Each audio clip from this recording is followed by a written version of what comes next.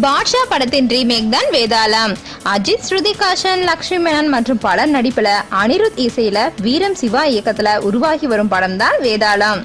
இந்த படம் வரும் தீபாவளி என்று ரிலீஸ் ஆகுது. இந்த படம் ஆரம்பித்த நாள்ல இருந்து கசிந்து வரும் பல சுவாரஸ்யங்கள். இப்ப முதல் பார்வை போஸ்டர் வந்தவுடனே பல புது தகவல்கள்.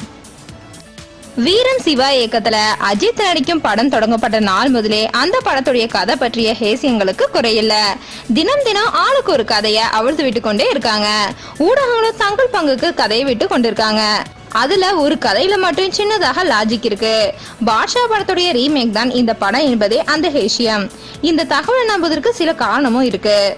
பாட்ஷா படத்துல ரஜினியின் தங்கை மருத்துவக் கல்லூரியில படிப்பாங்க. மாணிக் பாட்ஷா என்ற பெயர்ல மும்பைல தாதாவா இருந்த ரஜினி தன் அடையாளத்தை மறைத்து கொண்டு சென்னையில் மாணிக்கம் என்ற ஆட்டோ டிரைவரா இருப்பாரு. அஜித் நடிக்கும் வேதாள படத்துல அவருடைய தங்கையாக நடிக்கும் லக்ஷ்மி மேனன் கல்லூரி மாணவி. இந்த படத்துல பிளாஷ்பேக் இருக்கு. பிளாஷ்பேக் காட்சிகள் கொல்கத்தால நடப்பது போல அமைக்கப்பட்டிருக்கு. அதாவது பாட்ஷால மும்பை, இந்த படத்துல கொல்கத்தா. இது போன்ற சின்ன சின்ன ஒற்றுமைகளை வைத்து இந்த படத்துடைய கதையும் பாட்ஷா படத்தின் கதையும் ஒன்றுதான் என்ற தகவல் வெளியானது. தலா 56 என்று சொல்லப்பட்டு வந்த இந்த படத்துக்கு நேற்றிரவு வேதாளம் என்ற பெயரை வச்சிருக்காங்க. வேதாளம் என்ற தலைப்பு வைத்த பிறகு இது பாட்ஷா படத்துடைய ரீமேக் தான் என்ற செய்திக்கு கூடுதல் அழுத்தம் கிடைத்திருப்பதாகவும் தோன்றுகிறது.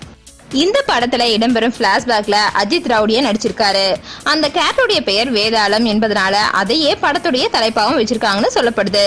இன்னொரு பக்கம் வேதாளி என்ற தலைப்புக்கு அஜித் ஏற்று நடித்துள்ள கேரக்டர் மற்றும் காரணம் அல்ல, படத்துடைய கதைக்கு பொருத்தமாகவும் இருக்கிறதுனால அதையே தலைப்பா வச்சதாகவும் சிலரால் சொல்லப்படுது.